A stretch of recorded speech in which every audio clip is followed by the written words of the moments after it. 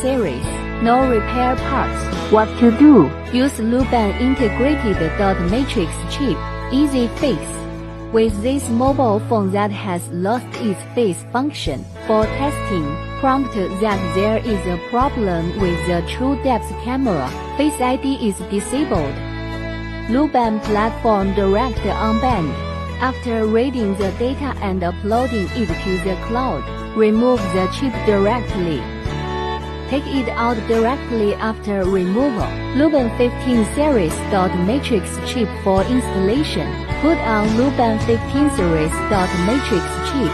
The direction of the chip triangulation point is at the position indicated by the arrow. Start installation.